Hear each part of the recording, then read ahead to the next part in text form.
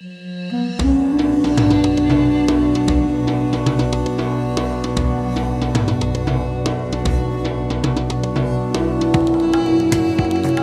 afternoon and welcome to this week's edition of Halftime Talk, an opportunity each week where to take a deeper dive into some of the trends and issues impacting the global energy markets. And it is an absolute pleasure this week to be joined by Kristy, Director at the Taiwan ASEAN Studies Center at Chung-Hua Institution for Economic Research in Taiwan. Thank you so much, Kristy. Thank you very much for having me here. Pleasure. It's a very great opportunity to discuss the current issues, and especially as a kind of a curtain raiser to President Trump arriving in China next week for his first summit with Xi Jinping of the second Trump presidency. There's so much backdrop to that meeting.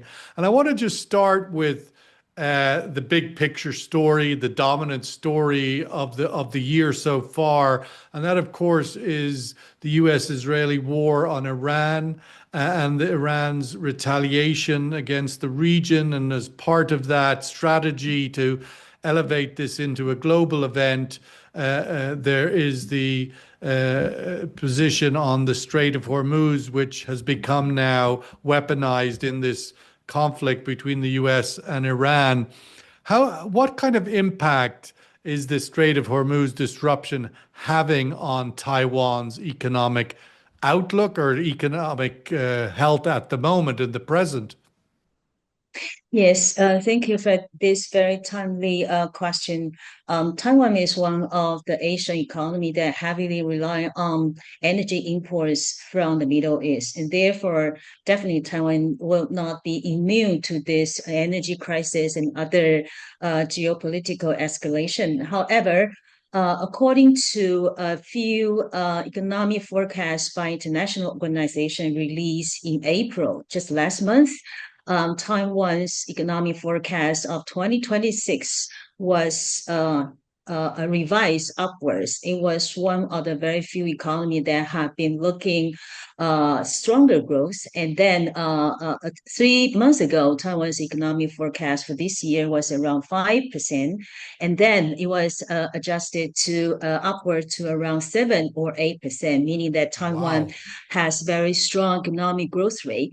And there are several reasons behind this. The first is the Taiwanese government implemented decisive measures to mitigate the shocks and also the impact on Taiwan by, for example, freezing temporarily or subsidizing oil, fuel, and also electricity prices.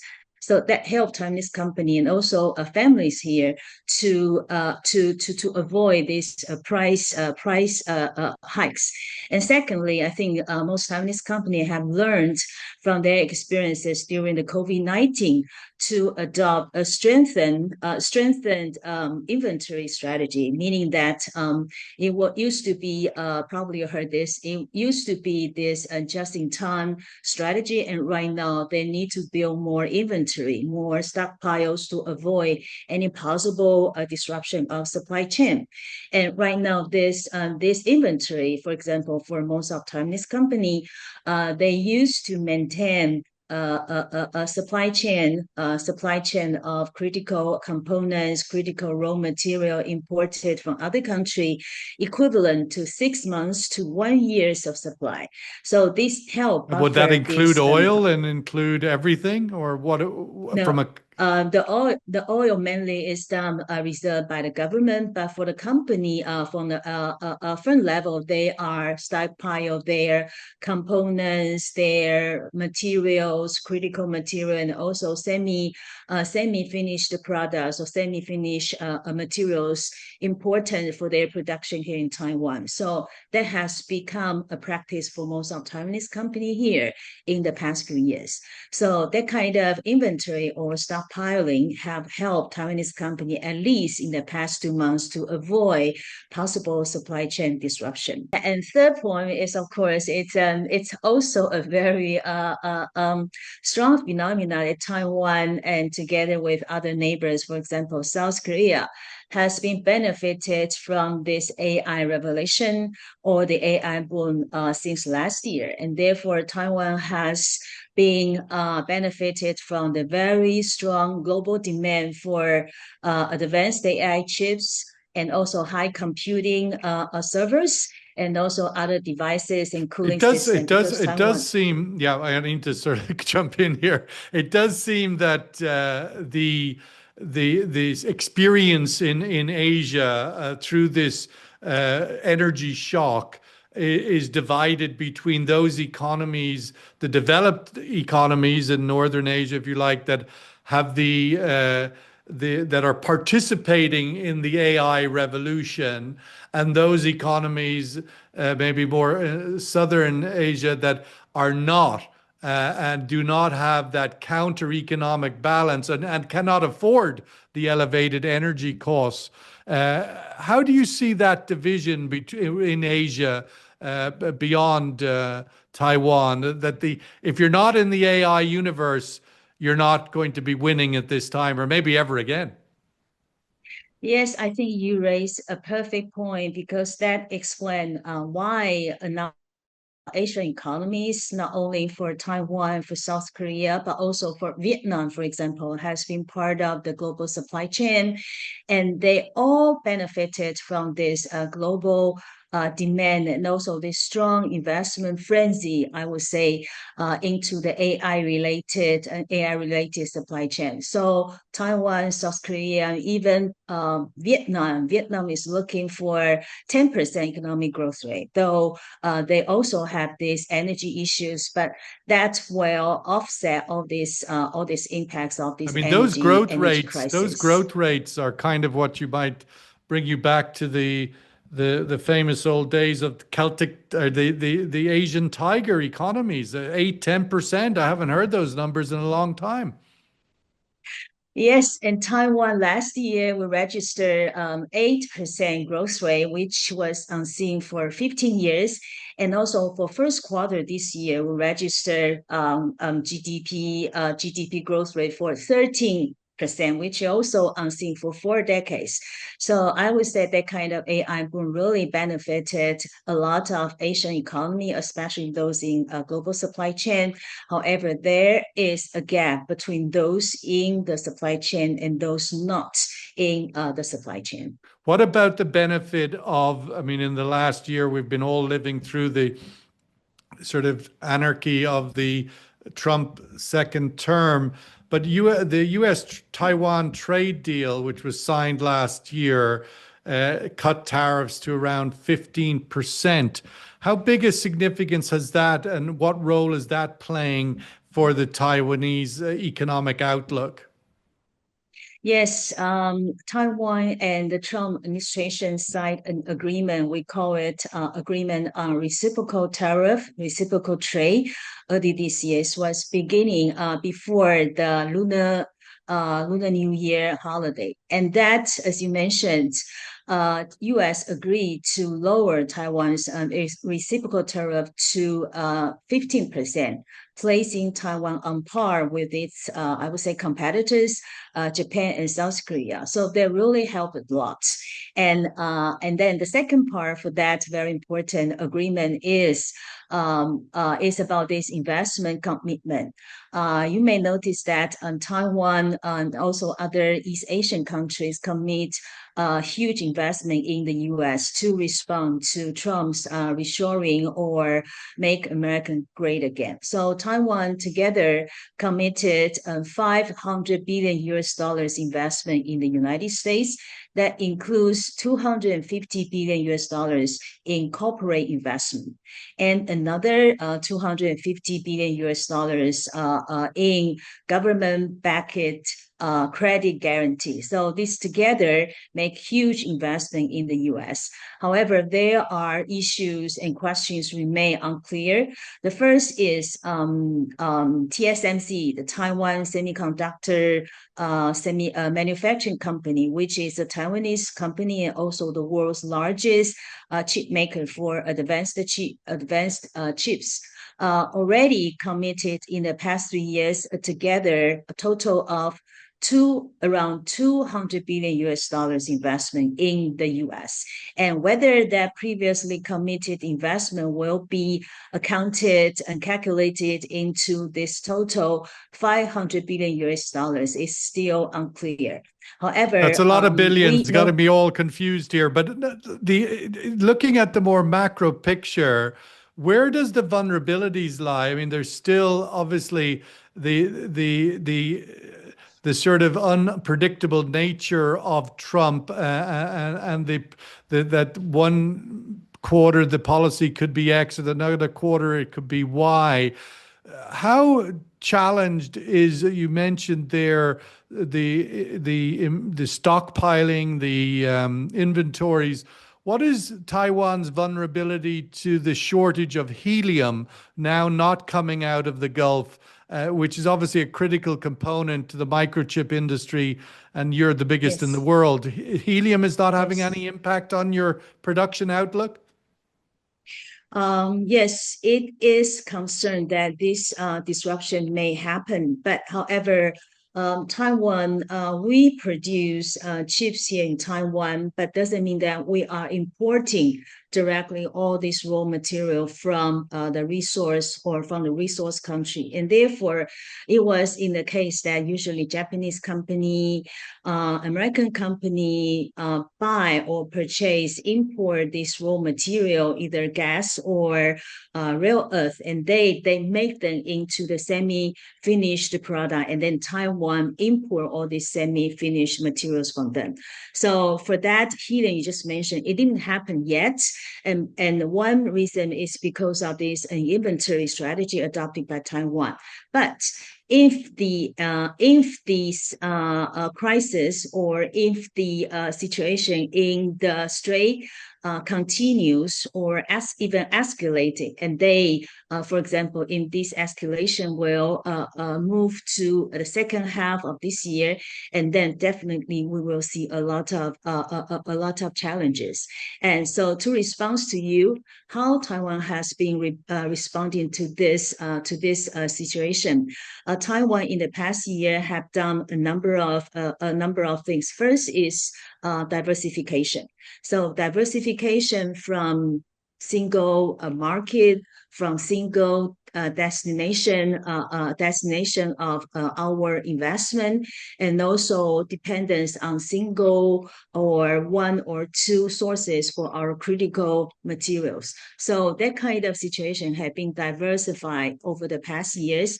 For example, right now our investment used to go to China, which accounted back in 2010. 80% of our total investment. And right now, it's more balanced and more diversified into different parts of the world. The challenges that obviously that you're facing there from a supply chain point of view. What about geopolitical risk of your own? We saw last week the U.S. conducting major war games with the Philippines and so forth in south of Taiwan. Where is the vulnerability to the geopolitical? Taiwan will be front and center, I'm sure, of the conversations with Trump. Does that present any short-term, medium-term vulnerabilities? Yes, that concerns and threats have been there for years.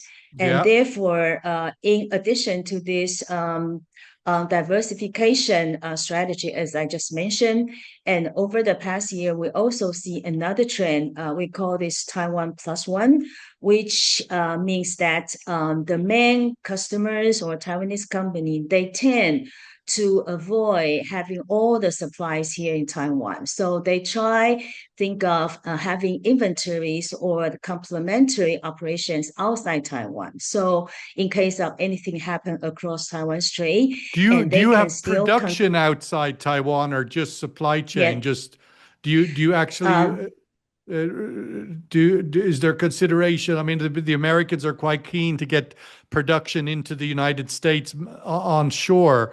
Is there any, is that an option into the sort of resilience planning? Yes, for for example, electronic supply chain, led by TSMC, TSMC's first investment back in 2020. Already significant suppliers follow TSMC to the US, trying to build another supply chain of chip making in the US.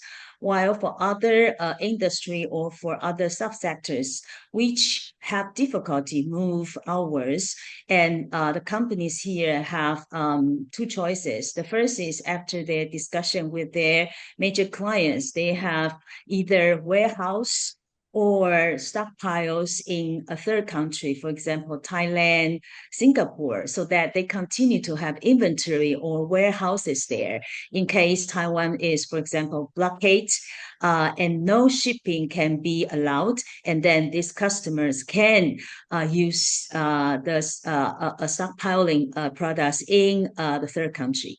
The second is the manufacturing operation. So Taiwan over the past 2 decades have operations outside Taiwan. So previously it focused mainly in China, but because of this China plus one and also this escalating tension between China and the US, right now we are talking about this is another term. We are talking about non-China, non-Taiwan supply chain, meaning to avoid possible geopolitical tension, Taiwan right now is moving toward third countries, mostly Southeast Asia and also North America, to build operations or factories or facilities there. So What it's about not in China. the given the relations as this, as you mentioned, the stressed relations between the US and China? They are meeting next week. The heads of state are their first summit since the Trump second term. What is your expectation? What would be a good outcome for Taiwan at that meeting? What do you expect, and what do you think would be a good outcome for Taiwan? Yes, we've been here study a lot and monitor as many other countries to see the possible development between the US and China. So definitely Taiwan will be part of the agenda that includes the arms sale and other issues. And for others, we believe that China is very much concerned of Taiwan's, for example, international space. So that will also be addressed. But in terms of economic issues, probably they will talk about releasing or moving barriers for Taiwanese product towards the US. And if that really happen, it will also benefit Taiwan's investment in China, aiming for US market.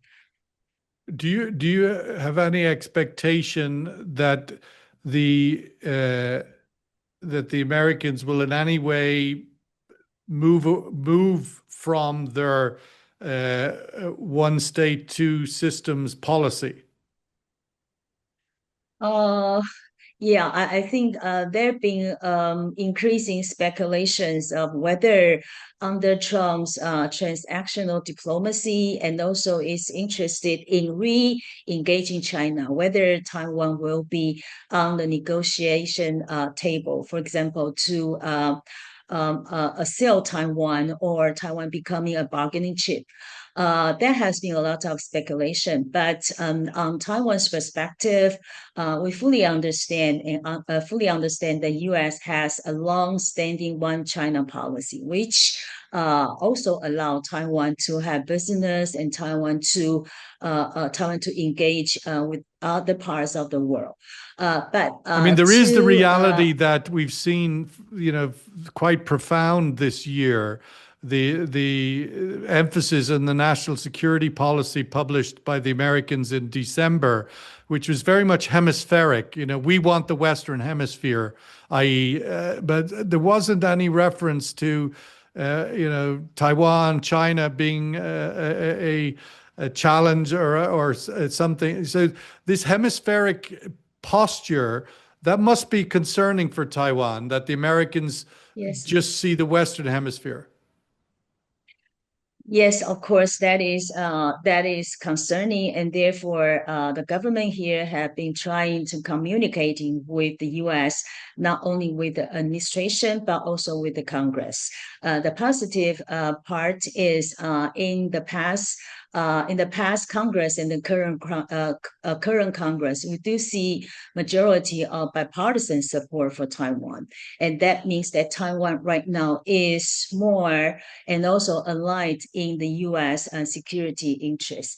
And for China side, we don't think that Taiwan-China bilateral relationship is part of the issues that Xi Jinping would like to discuss with the U.S. because Xi Jinping considers this is a domestic issue and he doesn't want to discuss this with the U.S. Except for his concern or the China's priority of Taiwan issue. So there may be a lot of development after two leaders meet, but significantly or fundamentally different stance may not be expected, not in the next 2 years. So Taiwan is sort of anchoring its confidence in the idea that more about the institution of the U.S. government, the Congress, and that remains consistent. Nancy Pelosi came to visit. The institutions of the American body politic remain committed to Taiwan, regardless of the unpredictability of Trump. That the confidence for Taiwan is in the totality of Washington rather than the risk that Trump might present in his ad hoc behavior. Is that correct? Of course, the position here are very much mixed. There are people believe that Taiwan is part of the bargaining chip for Trump, and there are other, I think, more than half of population here, according to recent polls, that believe U.S. Will continue to support Taiwan. And one most important issue between Taiwan and U.S. is we have to pass the military budget as required by the U.S. And that is our domestic issue because right now, opposition party right now make the majority in our Congress, and they have questions and issues with the ruling party's military budget. And right now, the government right now is working very, very hard. So this is very important to show to the U.S. that we are determined to defend ourselves by increasing arms sale and increasing military cooperations with the U.S. So it's a bit like Europe and NATO. You're finding yourself having to prove to Trump that you can do a lot on your own. Yes, but that is another issue that the U.S. China has been very much concerned. So definitely this arms sales issue will be touched upon when these two leaders meet. And with regards to the sort of self-reliance on the security protection for Taiwan by Taiwan, because Europe is certainly not able to do that from a threat from Russia, for example. How capable is Taiwan in the context of its defense? According to a number of reports and also according to our defense ministry's analysis, there will be mostly this gray zone operations and also other measures or other action by China in terms of intimidating Taiwan. That includes, for example, blockade of the Taiwan Strait, and also surrounding Taiwan, also the new operation, the new forms of intimidating Taiwan or threatening Taiwan. That include cyber attacks and also other issues. So the government, together with the private sector right now, are trying to getting prepared for that. For example, since last year, the government has launched a social resiliency program to prepare the whole society to understand more and get prepared in their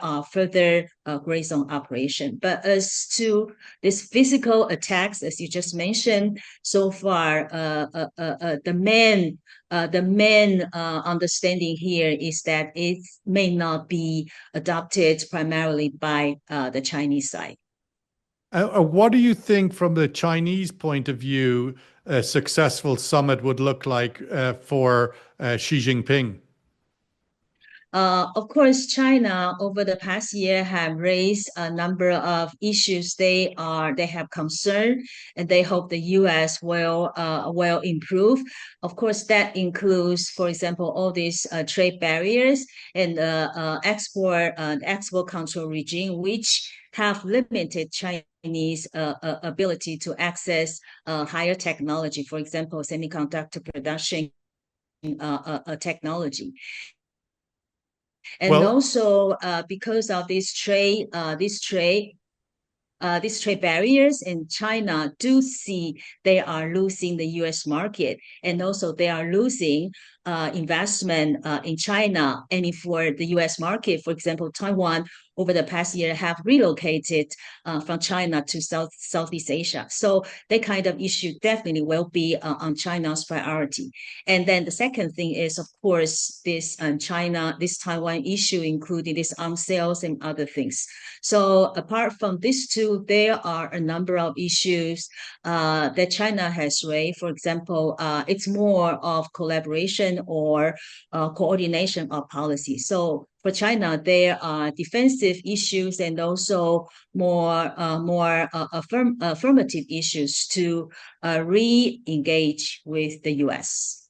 Well, we're going to have to wrap it up there. Absolutely fascinating. Could talk all day with Kristy Hsu, Director of the Taiwan ASEAN Studies Center at Chung-Hua Institution for Economic Research.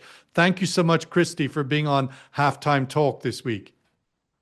Thank you very much.